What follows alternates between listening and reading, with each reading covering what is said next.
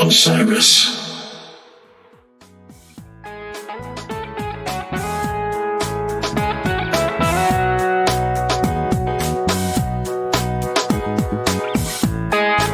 Good morning, everyone. It's January 26th. I'm RJ. I'm here with you on The Drop. If you like that we brought The Drop back, if you enjoy what we're doing here, please share this with people. Give us a review wherever you listen to podcasts, things like that. They really do help us reach more people. And I should tell you, we're going to be doing some artist interviews very soon. So that's another reason to tune in and stay here. I'm going to tell you about a few things that happened today. First of all, a California venue owner reacted to the Senate hearings this week. We've been talking about this a lot this week. The Ineffable Music Group, which owns venues in Santa Cruz, which may be familiar to Phish fans. They own the Catalyst. They own venues in Ventura, Berkeley, several other cities. They said that effective immediately, they won't take 20% merch fees from artists anymore. For those of you who don't know, bands pay the venue to sell merch. I've always found this odd when we put on shows. It just doesn't really make that much sense because they're taking a cut of everything else, and it's the band's merch that they put together and they bring. It's really just another way for venues to make money, which, you know, that's okay. But at this point, it makes sense to kind of go in this opposite direction. The CEO of Ineffable Music Group told Billboard he thinks artists at a 500 cap show, a 500-person venue, may now be able to pocket up to $2,000 more per show. And so other venue owners should check this out. It's an easy fix that could put a lot more money in people's pockets. I mean, $2,000 more per show at a 500-person venue is quite a lot. Some bands don't make that much more than $2,000, and a lot of bands are making most of their money on merch at these shows. So it's a great move. Clyde Lawrence of the band Lawrence spoke about these particular fees in his Senate testimony this week. So it's cool that this seems like one step in the right direction and another kind of piece of good news in the concert industry. And the company Ineffable Music Group said they'll lose hundreds of thousands of dollars per year, but they want to contribute to a healthier concert ecosystem, which is a nice way to look at it. All right, Bob Weir's solo album Ace turns 50. Andy Cush, our friend who hosted the Late Era podcast, he wrote a review of this for Pitchfork. There's a reissue, deluxe edition reissue this year to celebrate the anniversary.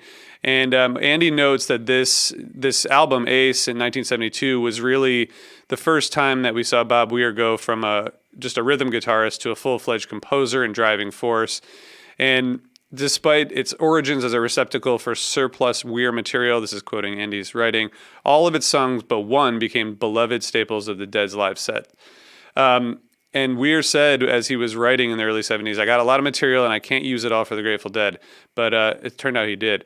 And when he was making this album, I love this, that he was in Wally Heider's studio in San Francisco, which is also where we recorded our Freak Flag Flying podcast with David Crosby. But tons of amazing, famous albums were made there, especially in the 70s.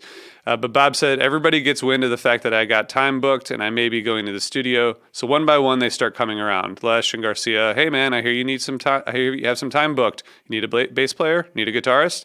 So this gave us, of course, Black Throated Wind, Cassidy, two of my favorites, and a lot more songs. So it's great that it's getting this reissue. There's a Wolf Brothers live track on there and some other stuff, but really just wanted to pay homage to this amazing release. All right, speaking of releases, King Gizzard and Lizard Wizard, they released a live Red Rocks album this week on Bandcamp.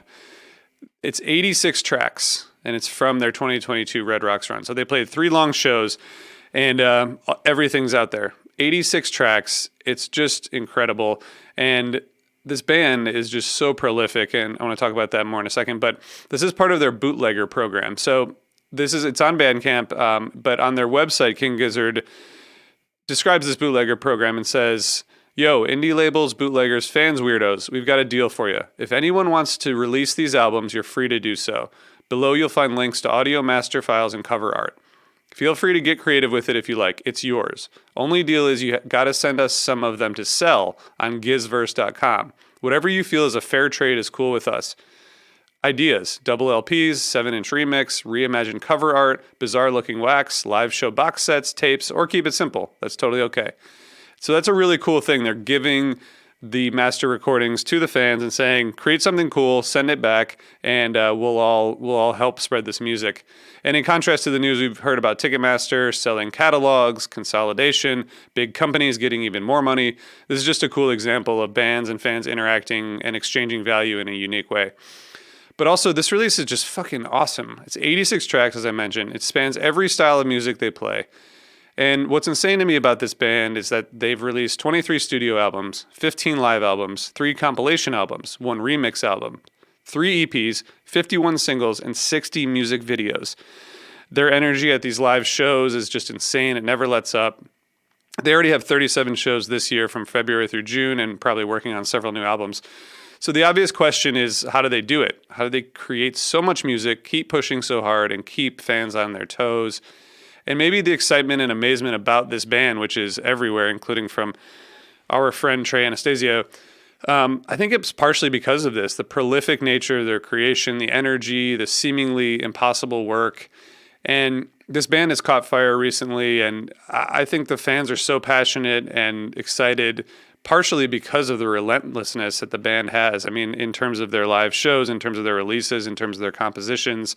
I don't know how long they can keep up with this, but I mean, they're younger than I am, so maybe they'll be able to keep it up for longer. But man, it's so cool. And this Red Rocks release, really, I've listened to most King Gizzard albums, and I went to a show here in Philly. It was crazy. It was wild. But this live release, I think, really is what changed my perspective on them and showed me how incredible these guys are and how much potential they still have. So check that out. It's on Bandcamp. The link is in the show notes. And congrats on all the success to King Gizzard. All right, lastly, I want to give a shout out to our Goose Chicks pod. They have a new episode out featuring Ashley Driscoll, founder of the amazing Groove Safe. So we love the Goose Chicks pod. We love Groove Safe. But I really like this podcast because Leslie Mack, Alexius, and their contributors are so deep in the Goose experience, which is exciting on its own, but they're also focusing on women fans who love the band and the ways the jam band community is meeting the needs of women, the LGBTQIA plus community, and more. And this episode, of course, with Groove Safe, focuses on consent culture and more. I just really like the conversations that Leslie and her team are having, and it's really cool, and I hope everyone out there gets a chance to listen. And as I mentioned at the beginning, we're going to be doing artist interviews very soon, so please review, subscribe, etc. Spread the word. We have a bunch of very interesting and very special conversations coming up, so make sure you subscribe and spread the word, and thanks for tuning in. We'll see you all tomorrow.